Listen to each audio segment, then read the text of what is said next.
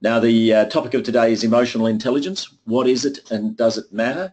And the first bit probably doesn't surprise you, but the does it matter, maybe that does surprise you. And certainly I've had that feedback from a number of people who have been associated with this material in the past, whether it matters or not. And in fact, what I'm going to do is I'm going to talk about emotional intelligence and give you a sort of a tour de force of the research into the topic and some suggestions about how you might use the idea. But I'm going to introduce you to the interesting idea that emotional intelligence can be a good thing for certain jobs and a bad thing for other jobs. So in order to take you on this journey, let's just talk about some objectives. And the first objective that we're going to cover off is this question here, a brief history of emotional intelligence. Where does the idea come from? How did it develop? We're going to talk about developments in approaches, because emotional intelligence has been tackled a range of different ways by a range of different researchers over the years, and in particular this has led to a range of different methods of measuring emotional intelligence. And psychologists, as you may know, are kind of very keen to measure things, define things and then measure them. And so if we're going to talk about emotional intelligence from a psychological science point of view, that concept has use only if we're able to measure emotional intelligence. So I'm going to show you a few methods of measuring emotional intelligence.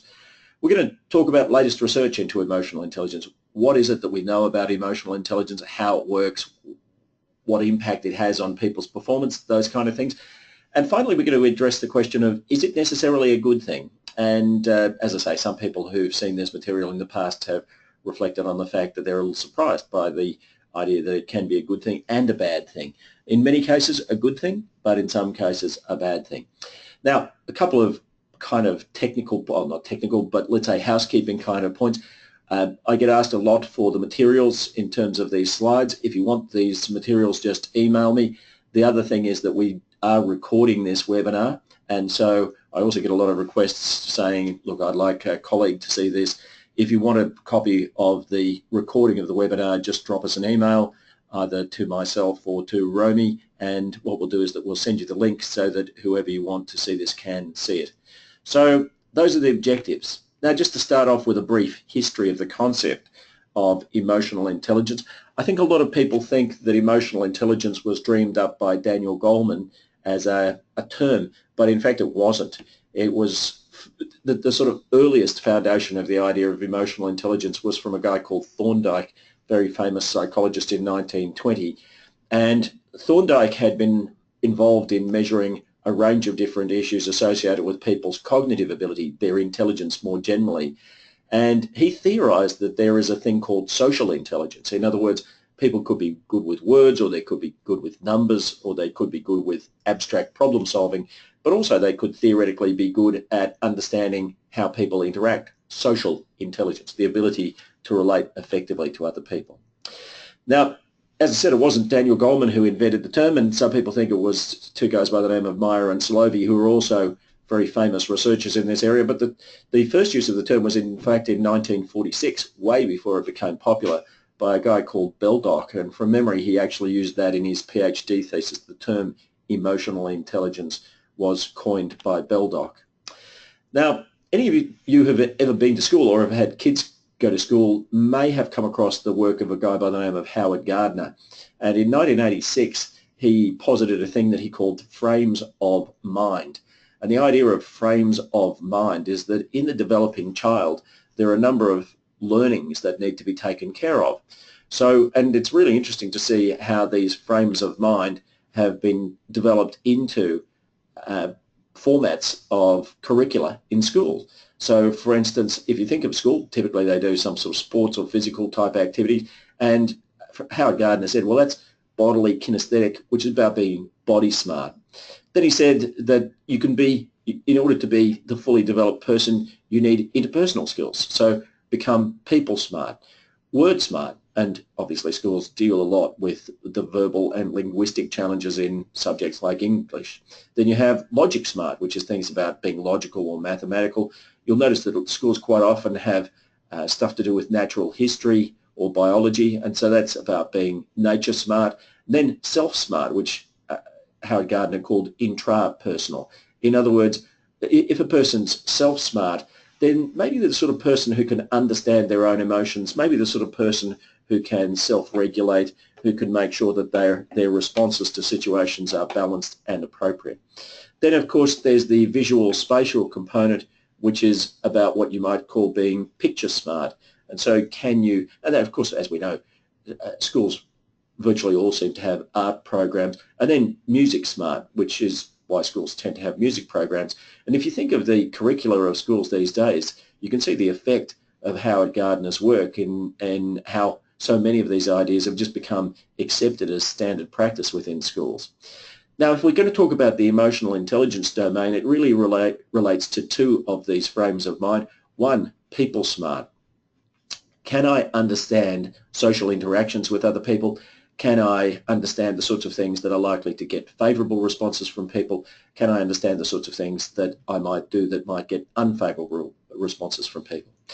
But as well as that, this other component of emotional intelligence is the intrapersonal. And so the concept is that to be a truly interpersonally effective person, maybe you have to understand yourself as well. And so that means that you have to be self-smart. The interpersonal is fed by the intrapersonal.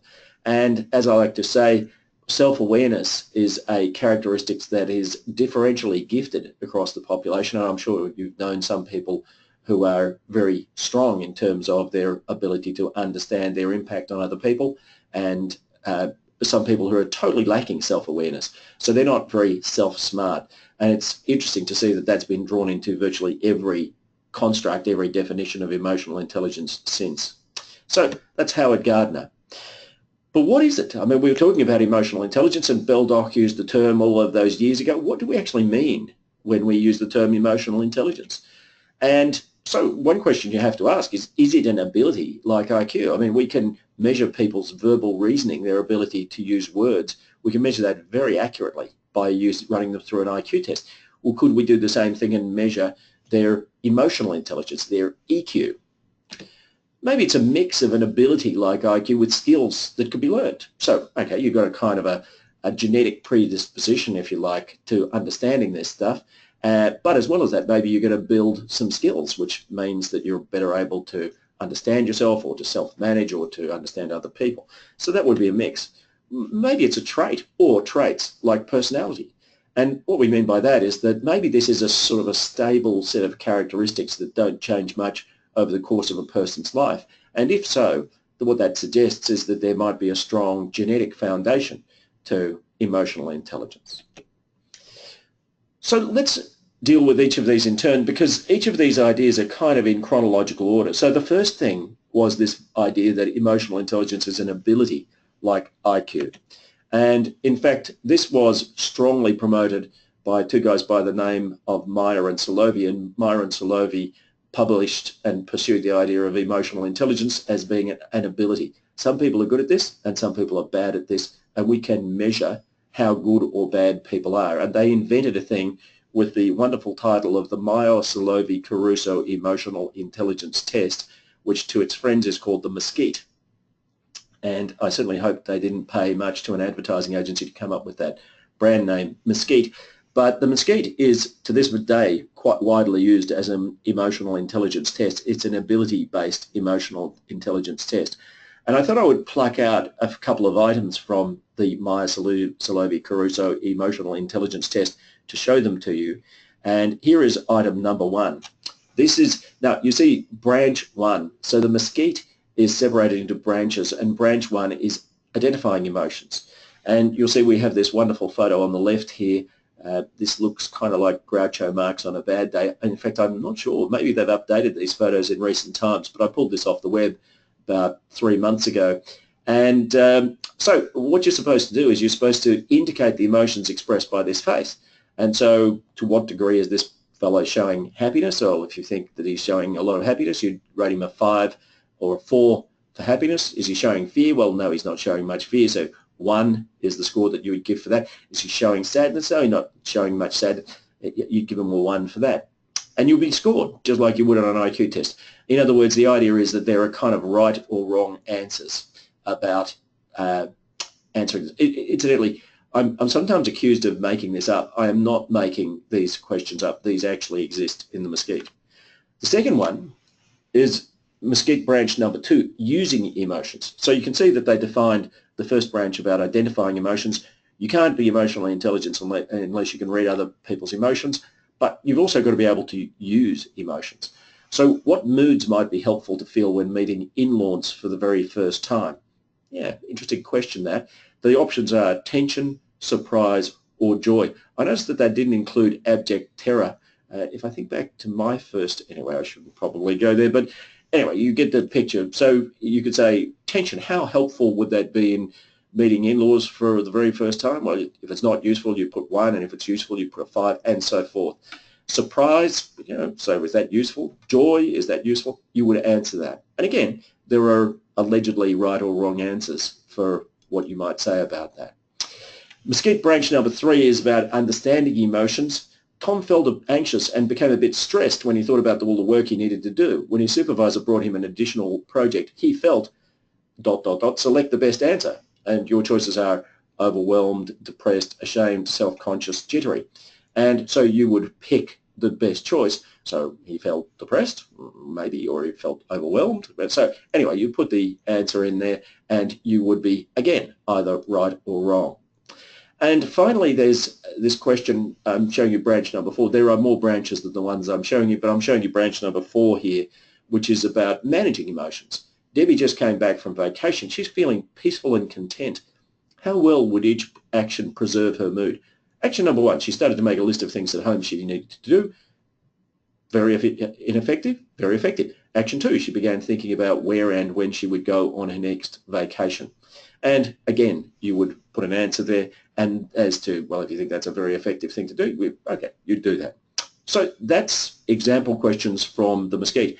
Now, ability-based IQ questions tend to be of this nature, and there are some things about it that really haven't set the world on fire in terms of people's enthusiasm for these from a scientific point of view. I guess point number 1 is this question of what in psychology we call face validity. The idea of face validity is that if you're applying for a job as a chief executive, let's say, or a manager or a coordinator or something, how would you feel about that first question where you saw a face, and this is not why face validity was named this, it happens just to be a face, and then you're asked to get the emotions right? Well, not surprisingly, a number of candidates don't like that. They think that, well, that just doesn't seem to be a sensible thing to determine whether somebody's going to get a job or not. The second thing is, what is this thing measuring? It seems to be a mix of IQ and personality. And so, well, if it's a mix of IQ and personality, well, that would suggest that maybe you should just use an IQ test and a personality test. But the third point has really caused a lot of controversy about these types of ability-based emotional intelligence tests. Because, for instance, if you're sitting a test for numerical reasoning, 2 plus 2 does not equal 6. 2 plus 2 does not equal 1. 2 plus 2 equals 4. And an IQ test has answers which are demonstrably correct or incorrect.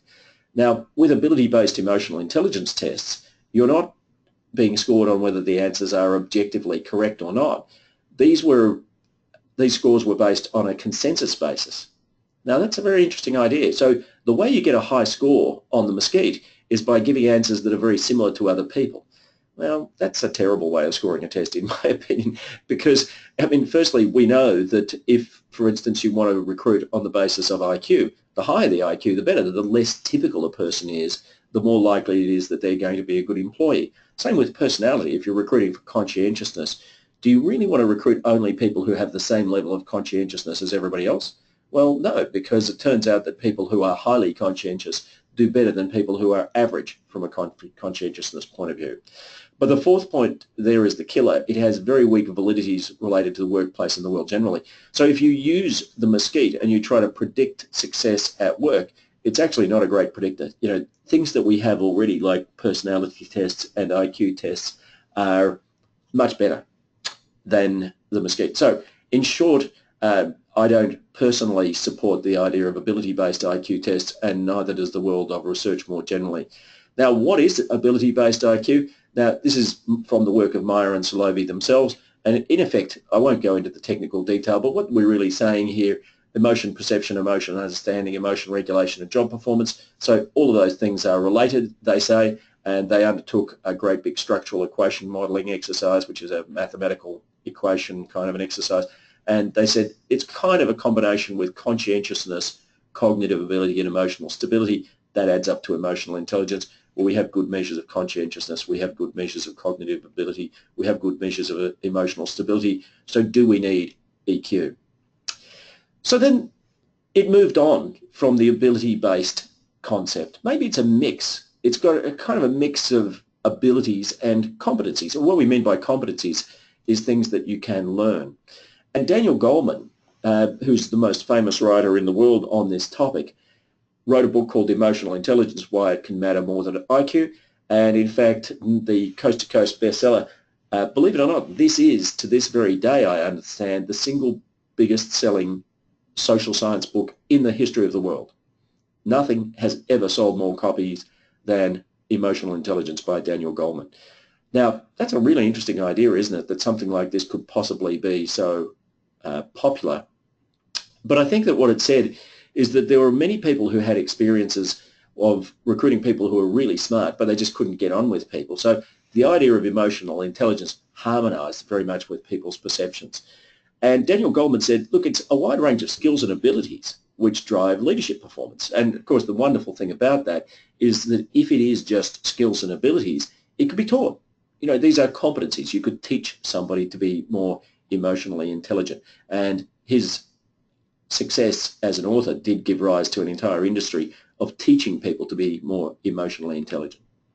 And so just to look at a couple of points, he said that here are the components. Self-awareness. Now, you see that this is sort of relating to some of, even if we go back to Howard Gardner's frames of mind, self-awareness, the ability to know one's emotions, strengths, weaknesses, drives, values, goals, to recognize their impact on others while using gut feelings to guide decisions. Now, I think that's a really, really important point. We're going to use gut feelings to guide our decisions. Okay? As Dr. Full would say, good luck with that. Self-regulation involves controlling or redirecting one's disruptive emotions and impulses and adapting to changing circumstances. So people who are emotionally intelligent need to be good self-regulators. Social skills. I can manage relationships with people and I can move people in the desired direction. Now you see, move people in the desired direction.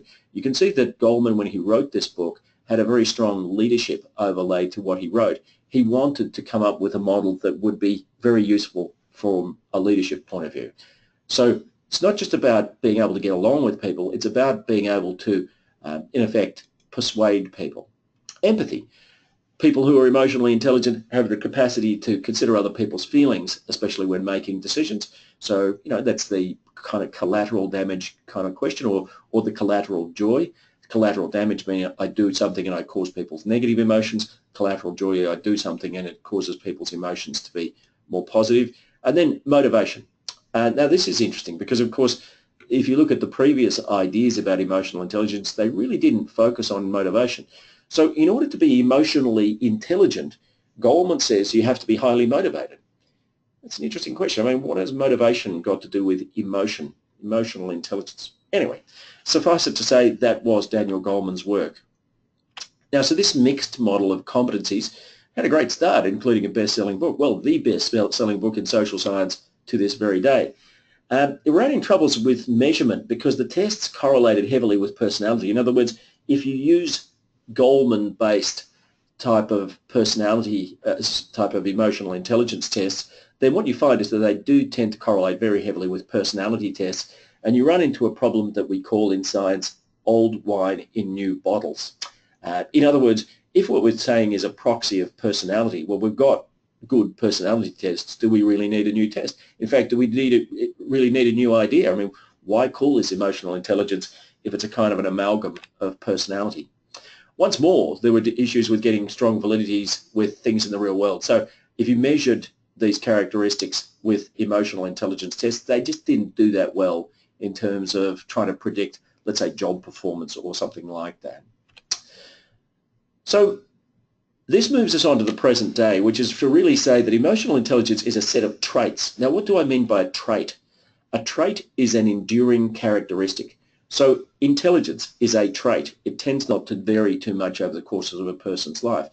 Personality is a set of traits. In other words, if I am an introvert when I'm 3, in fact we know now that personality characteristics tend to settle at around about age 3, but if I'm an introvert when I'm 3, we know that you're likely to be an introvert at 40 or 60 or 20 or whatever. That's a trait. It's something that's enduring. So maybe emotional intelligence is a set of traits. And so Petrides in 2007, with a bunch of other people, including a guy called Salovey, put together the following research findings. And they did this through pulling together data from a whole range of different researchers and reanalyzing it. And what he posited is that emotional intelligence is actually a set of emotional self-perceptions at the core of personality. So in effect, we're talking about personality here, and it's something at the core of personality that affects the way that we interact with ourselves and other people. Now, of course, this is very different from ability-based EQ measures, because personality is really all about style. It's all about sort of your ability to relate to people, but it's also about your preferences. Whereas IQ is really simply a kind of a cumulative effect, where if you've got more of this than somebody else, then you're going to be better than other people. Now, trait measures, some of these measures have been very much self-report.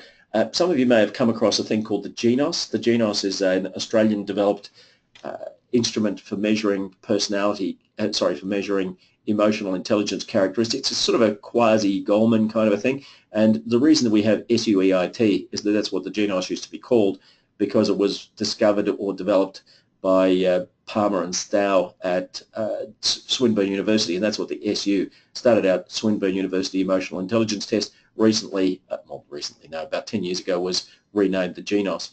Now, the thing about these things is that these sorts of measures, being self-reports, can be extremely weak for recruitment. We've seen people use the GENOS in recruitment settings, and when people are applying for a job, you ask them a question like, do you understand the emotions of other people? Now, if you're applying for a job, you might well be inclined to say, well, yes, actually I do, even if perhaps you don't. So what we've seen is that they tend to be extremely easily faked, some of these trait measures of emotional intelligence. So that's a negative, and trait emotional intelligence should theoretically be measurable by valid personality measures, and it can, particularly if you add IQ in. So research that says what is emotional intelligence is really come to the point where we say emotional intelligence is a kind of an amalgam of personality. Now, it's not a useless thing, because if you can measure this amalgam of personality, it actually does predict performance in certain jobs very accurately.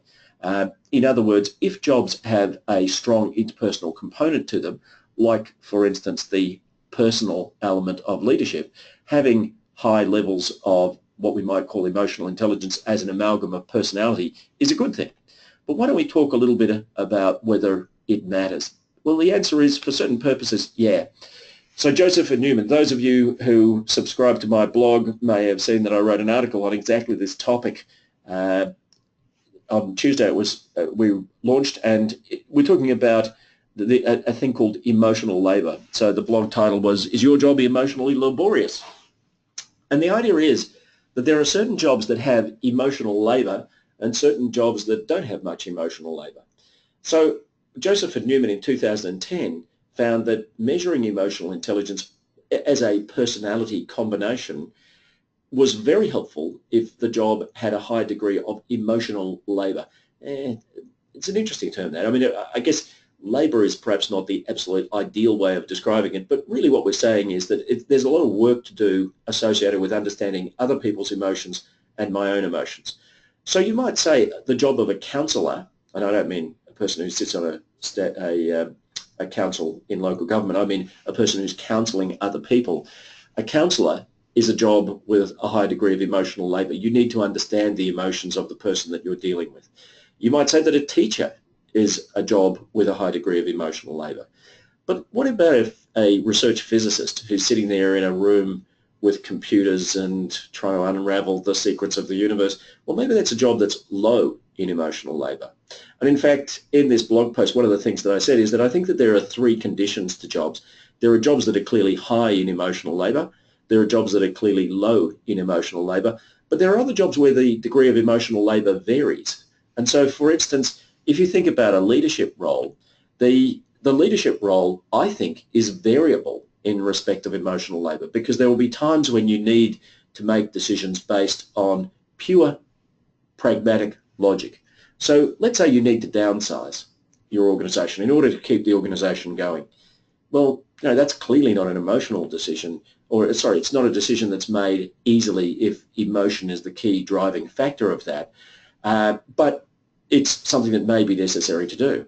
But of course, once you've made the decision that we need to downsize, then what you may need to do is to use your emotional intelligence to make sure that you don't get too much collateral damage out of the interactions that take place after that downsizing kind of an activity. And I also, in the blog post that I'm mentioning, I also mentioned the example of the surgeon, where some nurses have become expert at sort of being the emotional face of certain surgeons. And so people will interact with the surgeon and come away thinking, wow, this individual's really cold, really unemotional, maybe a bit brusque. And so the nurse's job is to say, look, I know that he's a bit hard to deal with, but he's a genius. Once he picks up the scalpel, you're in really safe hands. And so that person's kind of relationship managing or brand managing. Other things that have emotional labour, customer service. I mean, clearly understanding how customers feel about their experience is crucial. Self-regulation can be very important in emotional self-management and an aspect of emotional labour. And certainly relationship management, such as certain types of sales. We know that when people buy things, they buy them for emotional reasons much more than they buy them for rational reasons. And so there is an emotional labour in certain types of relationship management roles. So let's talk about a contemporary trait-based perspective on emotional intelligence. And so Ashton and colleagues in 2004 put together a definition of emotional intelligence, which pretty much stands the test of time right now. So here's point number one about emotional intelligence, and there are some questions that they used to research these topics. They distilled a whole bunch of data from a whole bunch of researchers about emotional intelligence and brought it down to three things, which is kind of interesting. When you think of how the emotional intelligence venture started out, it was going to be this great big world-shattering issue. Now we're down to three things. But the good news is these three things actually seem to predict things in the real world. So the first point is that to be emotionally intelligent, you must be able to regulate your own emotion. In other words, if I'm down, I can pick myself up. If I'm angry, I can moderate my response. If I'm in some way fearful, I can manage myself in such a way that I don't cause damage to the well-being of the people around me, and I can do whatever job I have to do. So optimism and mood regulation. And you see some of the questions that were used to identify these characteristics in research settings. I motivate myself by imagining a good outcome to task. I use good moods to help myself keep trying in the face of obstacles. So that's optimism and mood regulation. Point number two is that you can't be emotionally intelligent unless you can read the emotions of other people. You have antennae which allow you to pick up the emotions of other people, and they called this appraisal of emotions. So the first element is I can regulate my own emotions. The second element is I can see the emotions of other people. But you'll notice that some of these questions relate to the emotions of other people. I find it hard to understand the non-verbal messages of other people. But then I am aware of the non-verbal messages other people send, find it hard to tell how somebody's feeling. So really, these are all questions about the interaction that I have with other people and whether I can read their emotions. Appraisal of emotions. And the third component of emotional intelligence is utilization of emotions. And so in order to be truly emotionally intelligent, you have to be able to regulate your own emotions, you have to be able to understand the emotions of other people, and then you have to be able to use emotions to cause you to make decisions. So questions like emotions don't play a big part in how I deal with problems. You see that's got an asterisk because that would be reverse scored if you were trying to get a scale score out of this. Emotions don't have much effect on my quality of life. I find it hard to control my emotions. My mood has little effect. So in short, the degree to which emotions play into a person's job, their life, their work. Now, going back to the former two, optimism and mood regulation.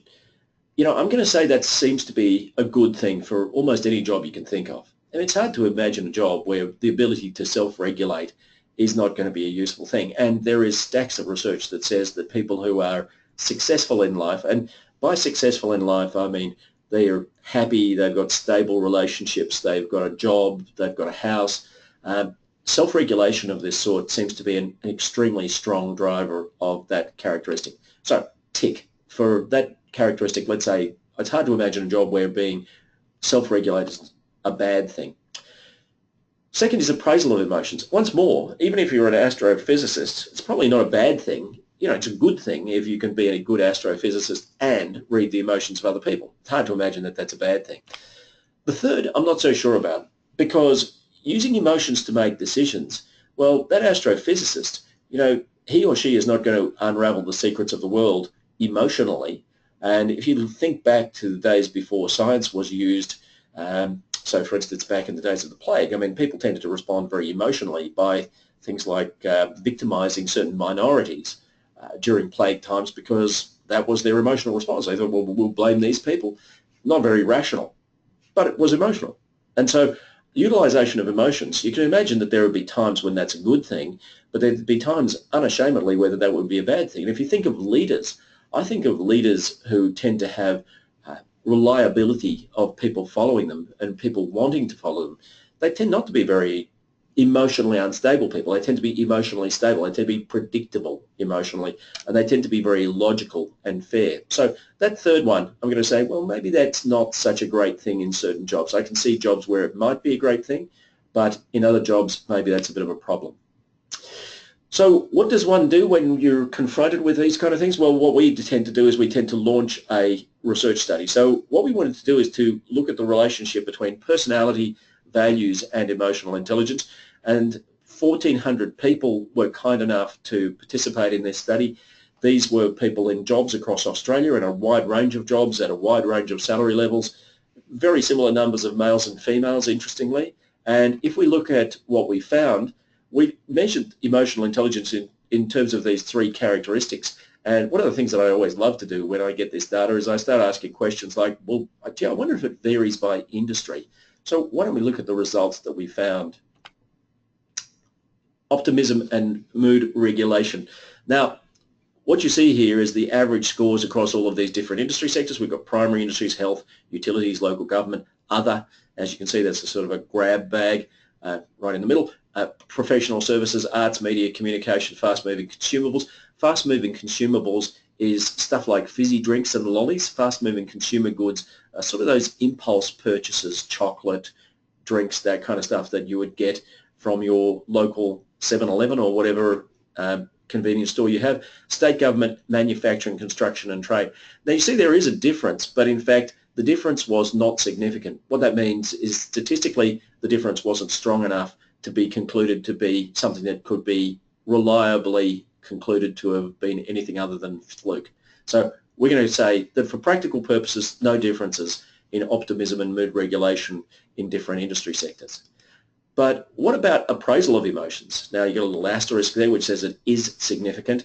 And isn't it interesting that the industry with the highest levels of appraisal of emotion are health services?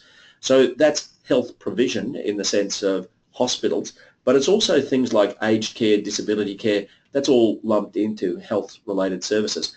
And that's interesting because I guess what that says is that this is a sector that does have a fair slice of emotional labour associated with it. And guess what? People who are drawn to it tend to have high levels of appraisal of emotions. Other, grab bag, but interesting to see that so high. Utilities, you know, those guys who are putting up power lines, who are sending new water through pipes, you know, they care about how you feel. Isn't that reassuring that they're so high in appraisal of emotions? Local government tends to be high in appraisal of emotions as well, and I suspect that the reason for that is because they are very client-facing, whereas state government, you'll notice, is significantly lower, and maybe that's because state government isn't quite as client-facing. But look at the lowest of the lot, fast-moving consumer goods. Now, fast-moving consumer goods also tends to be one of the least engaged sectors of the Australian workforce. So it's interesting, isn't it, when people are making chocolates and sweets and fizzy drinks and those sorts of things, leaving the health concerns to one side. It doesn't seem to be a very unhappy industry. We found this in a range of different findings. If anybody's out there in the fast-moving consumer goods sector. I hope that your company is a happy one. Of course, we're talking about a sector here, not particular organisations. Anyway, appraisal of emotions. What about utilisation of emotions? In other words, the degree to which we use emotions to make decisions.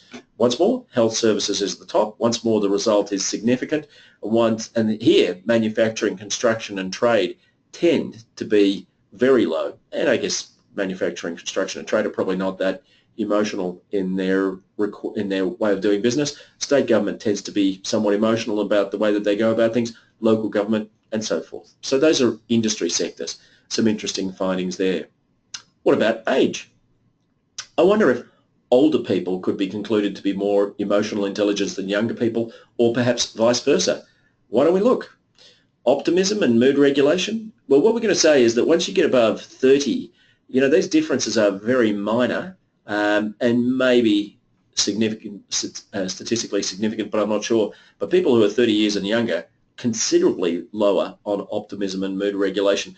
Makes me wonder how many adolescents we had in the sample here, which may have affected the mood regulation.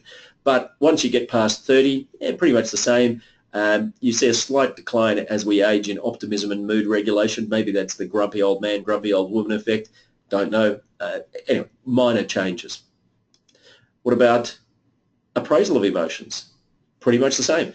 The degree to which people are able to read emotions, it's pretty much line ball. And anyway, it's not statistically significant when you put it through a significance test. And the third one is about utilisation of emotions. And what you find is that utilisation of emotions, the degree to which we use emotions to make decisions, starts off around about the same between below 30 and 31 to 40, but it drops off quite sharply. And yes, that is a statistically significant difference. So as we age, we tend to make our decisions, I guess, more cognitively or less emotionally. So what about salary level?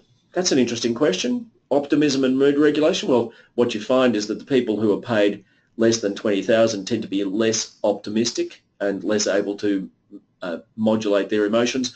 So this lower level here, 3.95 for the 20 to 50, 3.91 for the 50 to 70. Once it jumps up to 70 to 100, you get pretty much the same results right across the higher level income. So people with lower levels of remuneration tend to be less effective at moderating their emotions. And so the question there is maybe the inability to moderate emotions is one of the things that's held them back in a career sense. Now, there have been other research findings which suggest this, that people who are low in self-regulation tend not to prosper in their careers in the same way as people who are high in self-regulation. Anyway, read into that what you will. Appraisal of emotions, the ability to read other people's emotions. Interestingly, it tends to increase as you get more senior. And maybe that's one of the things that we're paying for, people's ability to pick up, well, politics, for instance. The ability to have political acumen should be driven by the ability to appraise other people's emotions.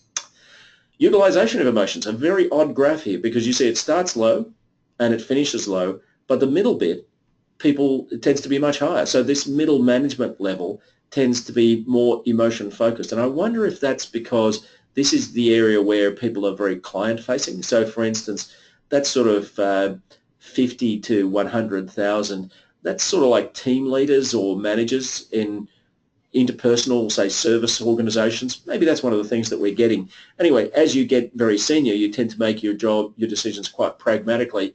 And also, if you're relatively more junior, you make your decisions quite pragmatically. And it's this middle bit where it's higher. Education, well, in fact, optimism, the more educated you are, the more optimistic you are, and the more likely it is that you can regulate your own emotions. Now, that may be a question of what causes what once more, because it may well be that people who have the stick-with-itness to get a degree tend to be better at modulating their own emotions. Appraisal of emotions, people who are higher paid, who have higher levels of education tend to be more focused on understanding the emotions of other people. And finally, utilisation of emotions, using emotions to make decisions. Isn't that interesting? You know, there's quite a strong correlation there between, not strong, there is a significant correlation there between education and the degree to which people focus on emotions, and it's a straight upward line. What about gender? Now, this is my way of saying that I'm prepared to tackle the tough questions, and the tough question here is, are men or women more likely to have emotional intelligence? I ran a real live seminar on this yesterday. Very interesting to see people's responses to this. I did notice that the men in the room seemed to be a little quiet, fearing how their response might be taken. Anyway, let's go straight to the result. And yeah, there is a significant difference. In terms of optimism and mood regulation, women are better at that than men. Now, one of the things I'd say is 3.98 and 3.93 are pretty small differences. It's just because this is such a big sample size that you get a significant difference. But look, when all said and done, it could be said that if you got thousands of men and thousands of women, there would be a difference which is not attributable to chance. Women are better at modulating and regulating their own emotions. Appraisal of emotions, again, women tend, and this is a somewhat bigger difference given the sample sizes that we're talking about, so women are better at appraising emotions than men. And I guess that's kind of what the folklore would be like. What about using emotions? Well, that's where you get your biggest difference of all. That women would seem to be more likely to use emotions to make decisions than men would be. And when you get a difference of 3.29 to 3.51, given that the effective range of responses is typically around about 3 to 4 anyway, that's actually a reasonable effect size, if you like. And once more, this has been found in a range of other research, this concept of women being more likely to take emotions into account when making decisions. All right, so now we get to the next part of the piece of research, which is where we're going to ask whether personality can predict emotional intelligence. And this is the HEXACO model of personality. HEXACO being H for honesty, humility. This is something that was discovered really only in about 2006, 2007 by these two gentlemen up here, Kibiam Lee and Mike Ashton. And Lee and Ashton discovered that that honesty, humility is a good predictor of outcomes at work. They also discovered that people who are low in honesty, humility tend to go to jail more often than people who are high in honesty, humility. So that was a useful finding. And also we have found that that's a good predictor of counterproductive work behaviours at work, such as bullying, harassment, that kind of thing. Emotionality. Are people emotionally stable or unstable? Are they extroverted or shy? Are they agreeable, which means they can get along with people, or are they angry? Are they conscientious, which means hard-working? Are they open to experience, which means broad-minded and ready to change? And finally, this seventh element here, altruism, doesn't fit into any of these. So it's not a seventh personality factor. It's a facet, which is what we call these little things, but it didn't fit anywhere else, altruism. And for certain jobs, altruism is a very important thing. Now, values. Shalom Schwartz is the world's leading researcher into values, and he identified 10 values. I'm not going to go through, I have separate presentations on values, I'm not going to go through it in detail. Suffice it to say that here are 10 values that Schwartz identified. Now, the difference between personality and values, personality is very heavily genetically determined. People will argue about the percentage. I think about 70% genetically determined. Some will argue as low as 50%. The recent research seems to be around about the 70% if you look at the research of people like Tim Bates from the University of Edinburgh. Strong genetic component, whereas values seem largely to be acquired in the course of life. They are largely learned. And so achievement is the value of being ambitious and driven, and it seems that we learn that from significant others. Hedonism is about wanting to have fun. Stimulation is about wanting variety and being prepared to embrace a risk to do so. Self-direction is I want to run my own show and I want to have my own ideas. Universalism is all about the degree to which I want to make the world a better place. Benevolence is all about wanting to help people. Conformity is all about wanting to be, to sort of fit in and not offend people and to obey rules. Tradition is all about conservatism, particularly being happy to follow the dictates of my religion or my family. And security is all about I want people to be safe.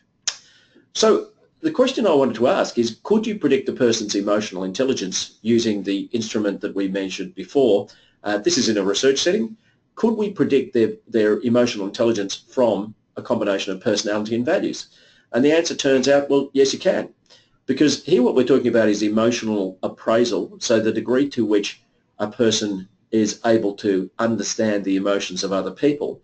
And so these 1,400 people, we got 1,400 scores on the measure that I showed you earlier for emotional intelligence.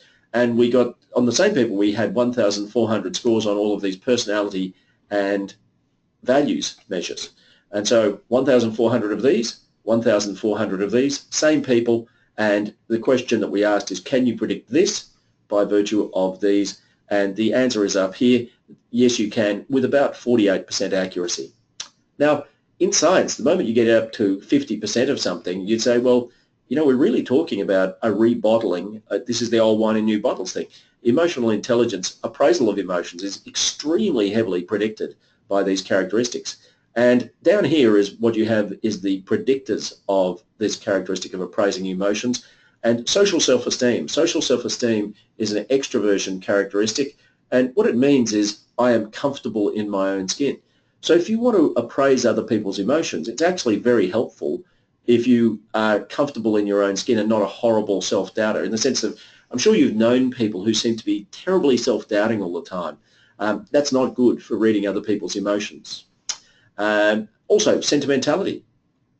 Sentimental people, and what sentimentality literally means is that I feel other people's pleasures, I feel other people's pain. Not surprisingly, sentimentality correlates with appraisal of emotions. Social boldness. Now this is interesting. So people who are interpersonally confident tend to be better at appraising other people's emotions. Modesty, which is an honesty, humility characteristic up here. Modesty is the degree to which I am either arrogant or not arrogant. So high modesty means I'm not arrogant. What that means is that arrogant people have difficulty reading the emotions of other people, and I suppose the reason for that might be, who cares? If I'm arrogant, why would I worry about the emotions of other people? Highly sociable people tend to be good at reading the emotions of other people, and what that means is that they like people and they care about it. Interestingly, creativity turns out to be a predictor, which says creative people, people who are sort of broad-minded about new ways of doing things, they tend to be the sorts of people who are able to read the emotions of other people, so there's creativity there. And finally, altruism, which means I care about people, I want to help them, I want to look after them if I can. Those are the sorts of people who tend to be able to read other people's emotions. So those are the predictors. Second is optimism and mood regulation. Now, again, the same methodology, 1,400 people answered these things, and the same 1,400 people answered questions about their emotional intelligence in terms of whether I can regulate my own emotions and whether I'm optimistic. And the answer is that we now are able to predict this with 60% accuracy. So you don't need an emotional intelligence test when you can predict something 60% with these things, which are already recognized as accurate predictors of success at work in any event. And the predictors, so these beta weights, they're just measures of the accuracy of prediction. And every single one of these 35 things has a beta weight, but we just give you the top. Anything above 1 is quite often what we use as a rule, just to show you the most powerful predictors. Liveliness. Liveliness is an extroversion characteristic, which means I'm cheerful and chirpy and optimistic, and, well, not surprisingly, that suggests whether I'm able to mood regulate. Social self-esteem. People who have high levels of social confidence tend to be better at self-regulating. Again, maybe that's because they're the sort of people who just don't have that gnawing self-doubt that cause people to struggle to master their emotions. Altruistic people are better at being optimistic and mood regulating. Creative people, and maybe that's because they're coming up with different options to deal with the world rather than getting upset. Diligent people. So diligence means I'm hardworking, I'm committed to achieving goals. They tend to be good at optimism and mood regulation. Sentimentality. Sentimentality is sort of, I feel other people's pain, I feel other people's pleasure. Interestingly, people who are high in sentimentality tend to be the sort of people who can self-regulate their emotions. And finally, hedonism. This is a value. Hedonism is the value of I like having fun. And so I guess what that says is if I'm sad, I'll go and do a fun thing that will cause me not to be sad anymore. But 60% accuracy predicting this characteristic from personality and values. And finally, what about utilization of emotions? Well, 34% accuracy. So that's not as good, but let's look at the predictors. Now, the predictors, I am going to say, are not always lovely things, because dependence, what we're saying here is that a person who's good, who tends to use emotions to make decisions is often a dependent person. And that means that this is a person who doesn't have much confidence to make his or her own decisions and sort of won't want to stick out from other people in the decision-making process. Sentimentality, so these are highly sentimental people. Now you can see how these characteristics, and we're talking about these characteristics of emotional instability, as are anxiety. So, you know, the sort of person who uses emotions to make decisions is actually an emotionally unstable person. And you might ask yourself whether that's a good thing or not for what you need to achieve. And then we have social self-esteem. It's wrongly typed there, unfortunately, self-esteem. So that's social self-esteem. This is this extroversion characteristic up here. Social self-esteem is the degree to which I'm comfortable in my own skin. And if I'm comfortable in my own skin, yeah, then I'm more likely to use my emotions. But look at this, gentleness. So the people who use emotions to make decisions are low in gentleness. That's what that negative beta weight means. So low gentleness means high utilization of emotions. That means people who are harsh and pushy tend to be more likely to use emotions to make their decisions. Prudence, low prudence means high emotional decision making. Prudence is to do with being self-controlled. And so what it says is that people who use emotions to make decisions are sort of impulsive, maybe even a little bit scatty in making the decisions. Anxious people tend to do this, yes, and altruistic people. But you'll notice that there's also a negative beta weight for sociability. And sadly what that says is that people who tend to use emotions in making decisions can be the sort of people who will be, who actually don't particularly like people. And the emotions that they're using may be emotions associated with anger. So going back to these, once more, just to do the quick recap, this thing would seem to be clearly a good thing. To be able to read other people's emotions, I can't think of a job where that's a bad thing. The ability to self-regulate, and I'm sure there are many of you sitting there thinking, gee, I wish we had more of this in my workplace right now. This is a good thing. This thing here, I'm going to say, maybe it's a good thing for certain jobs, but I'd be saying that for many jobs, if a person's very high in this, that's a problem.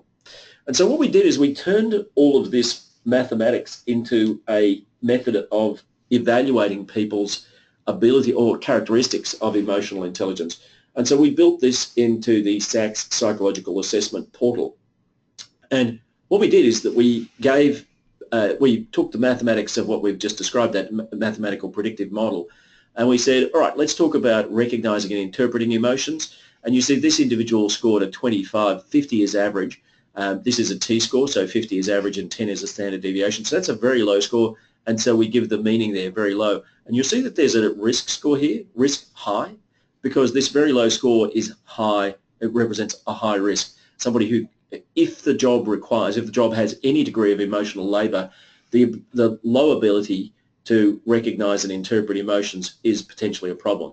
You see here we've got optimism and the ability to self-regulate emotions. This is a higher score. It just sneaks into the low category here. So we're calling that a medium risk. If the job has a very strong necessity to self-regulate emotions, that low score, you might elevate the risk to high in your own mind. But you see, using emotions for decision-making, the individual scored low, but you notice that we actually don't give a risk rating here. And the reason is because I think that for most jobs, these two matter. But for this one, I think it depends on the job. And I'd be personally very concerned about somebody in a senior leadership role if they were off the charts on this, using emotions for decision-making, largely because of these very unattractive predictors: low gentleness, low prudence, high dependence, high sentimentality, high anxiety. Because what that's saying is that a person who has this characteristic is the sort of person who could be emotionally unstable. Now, if empathy is the key, then you might say, all right, well, we'll live with that. But for jobs that have a cognitive component to them, I'd be concerned about that. So there are references at the back of this if you want to get hold of those. So I guess in summary, what we've done today is that we've talked about emotional intelligence. What is it? We've given you a definition of it. We've shown you the evolution of it. There are ability-based emotional intelligence tests. We don't favour those. There are a range of other emotional intelligence tests which seem to be highly fakeable. So our approach was not to use existing emotional intelligence tests, but to validate our personality and values measures against an internationally validated emotional intelligence test. And then instead of getting people to fill in a separate emotional intelligence test, what we're doing is we're getting them to fill in personality and values assessments, which are of course useful for a range of other purposes as well. but then deriving an emotional intelligence test result from those scores mathematically. I think that's a good approach because it's very hard to fake, and as well as that, you're using instruments which have been shown to be valid and hard to fake in their own right. So that's the approach, and that's available through the SACS Psychometric Assessment portal. Just to wrap up, this presentation is available either in PDF form if you want to get the slides, but we also have recorded this if you want colleagues to see what we covered today.